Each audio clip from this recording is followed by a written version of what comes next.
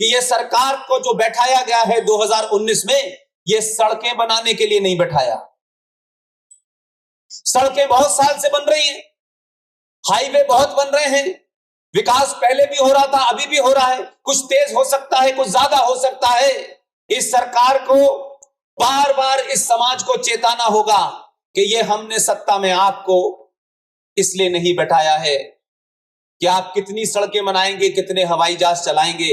जब कम चल रहे थे तब भी भारत था और आज भी भारत है। अगर हमने सत्ता में बिठाया है तो इसलिए बिठाया है कि 1000 साल के बाद आपको एक ऐसा मौका मिला है जो इस देश के हित में और इस राष्ट्र के हित में है, वो पहले करना है, बाकी काम बाद में होने हैं। उनकी हमको चिंता नहीं है, वो आप कब करेंगे, जीएसटी लागू होगा नहीं लागू होगा, ये सब एडमिनिस्ट्रेटिव इश्यूज होते रहेंगे। लिहाजा मैं ये मानता हूं कि अगर राष्ट्र को बचाना है, राष्ट्र की अगर जिसे जिसे चिंता है, राष्ट्र को बचाने का काम समाज का होता है, सरकारों का नहीं होता। लिहाजा आपको सिर्फ इतना ही जानना है कि आपका पुरुषार्थ क्या था, आपकी उत्पत्ति कहां से हुई थी, और 1000 साल में जो आपके अंदर कमियां आई, उन कमियों का कारण है कि आप कुछ समय तक तो गुलाम रहे, फिर आजाद हुए तो आजाद गुलाम के गुलाम हो गए आप। लिहाजा आपने ऐसे हालात रखे, अपने समाज को इतना कमजोर कर लिया कि आज अफजल खान, जिसके सिलसिले में आज ये प्रोग्राम मनाया जा रहा है कि कैसे शिवाजी ने उनका वध किया, और ये वध उत्सव मनाया जा रहा है, अगर इस वध की कहानी पूरे देश में बताई जाती तो आज अफजल गुरु पैदा करने की ख्वाहिश किसी की नहीं होती। ये अलग बात है कि इस देश में एक विश्वविद्यालय है,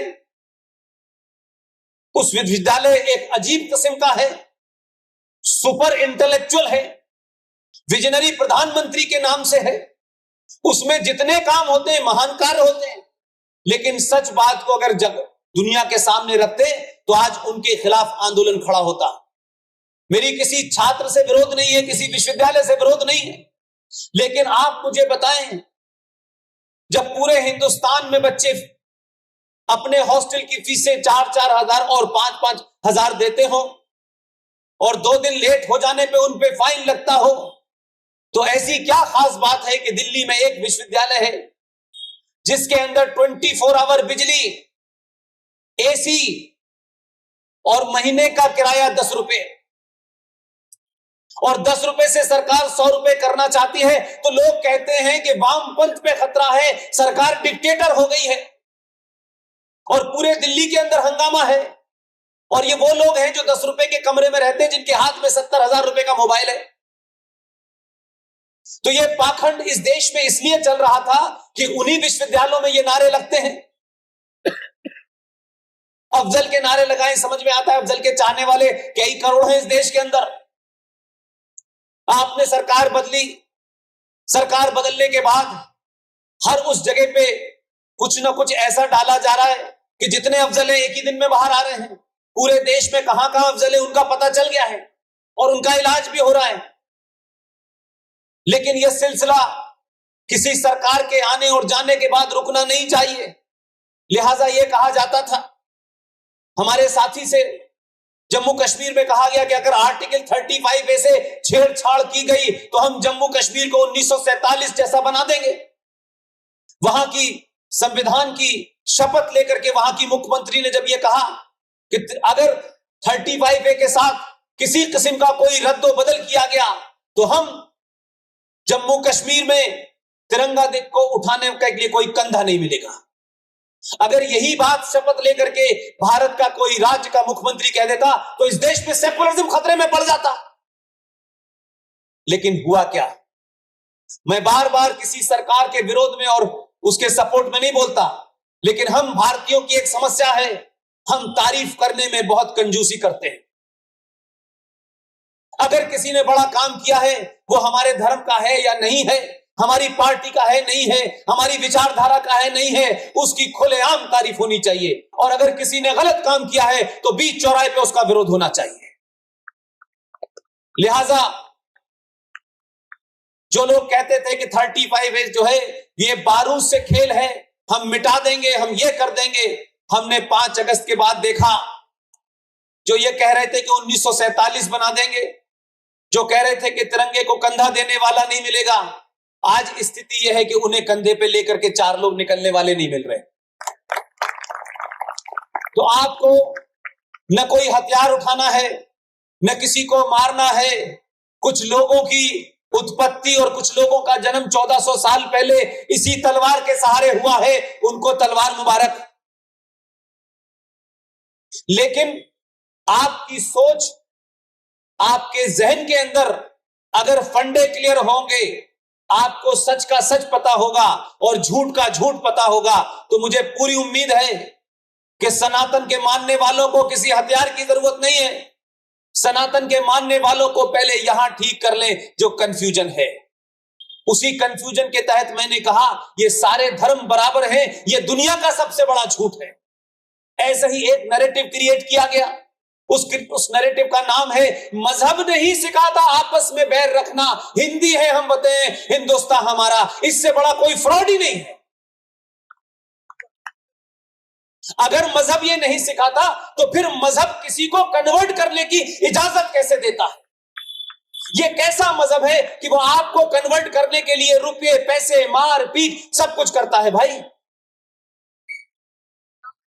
हमने किसी का 5000 साल का जो रिटन इतिहास है उसमें एक कोई घटना बता दे, एक कोई घटना बता दे इस 5000 साल में हमने किसी का देश लूटा हो, हमने किसी की बहन बेटी की इज्जत लूटी हो और हमने लूट कर जो माल लाए हो उसको बांटा हो। लेकिन एक मजहब है इस धरती के ऊपर जिसकी किताब और जिसकी सोच ये कहती है कि अगर आपने लूट की है, आपने पैसा लूटा है, हीरे जवाहरात लूटे हैं और उस लूट में औरतें भी लूट के लाए हैं, उन औरतों का भी हिस्सा बराबर होता है। ऐसा हमारे धर्म में नहीं होता भाई। इसलिए ये मत को कि सारे धर्म बराबर है, धर्म सिर्फ एक है, मजहब बहुत सारे हैं।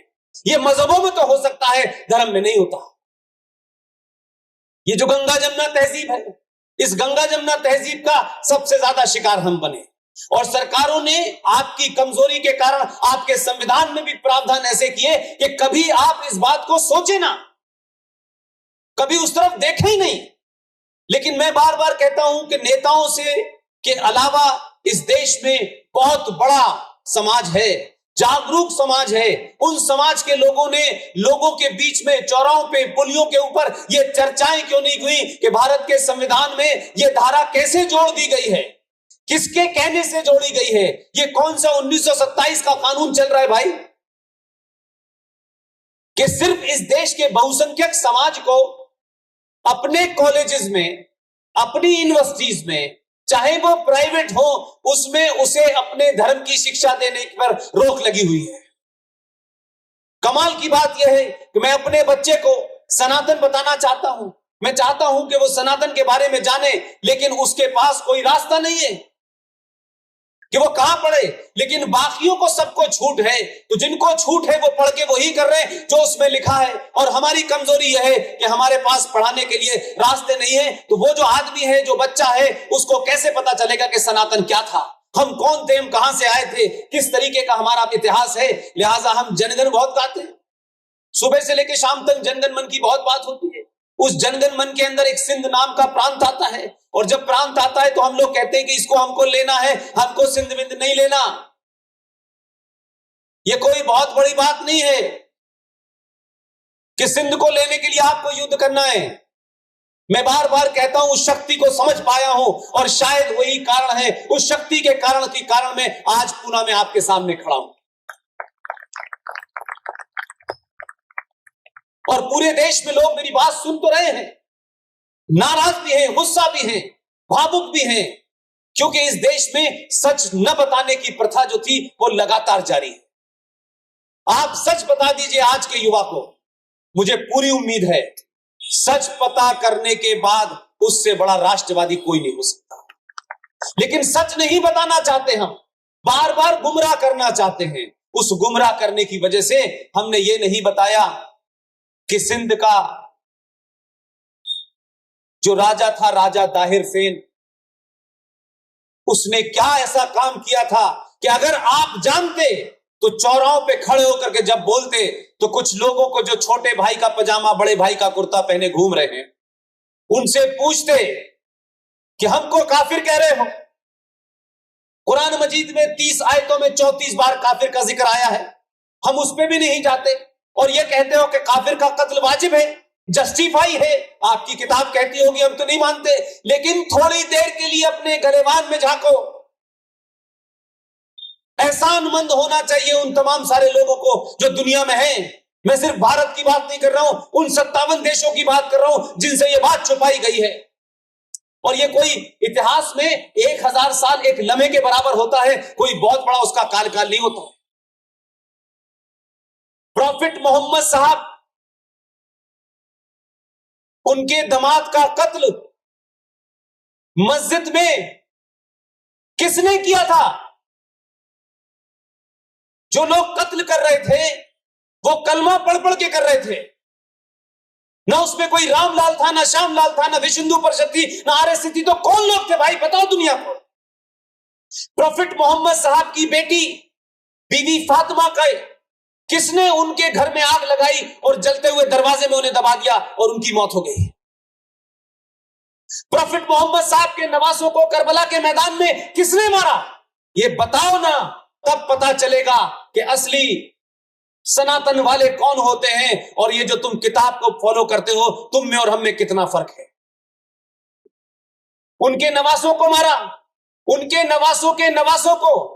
अगर ऐसी मिसाल, ऐसा इतिहास जो कि ना आरएसएस ने लिखा है, ना विश्व हिंदू परिषद ने लिखा है, क्योंकि ये बेचारे कुछ भी कहते हैं, लोग कहते हैं साहब ये तो मनगढ़ंत कहानियां हैं, लेकिन आपने जो इतिहास बताया है वो तो मनगढ़ंत से भी आगे है। और आप अपने यहां इतिहास न पढ़ाएं, पूरी दुनिया आपको उसी सनातन से जानती है और उनके पास इतिहास ओरिजिनल है, कोई उन्होंने उसमें टेम्परिंग नहीं की है।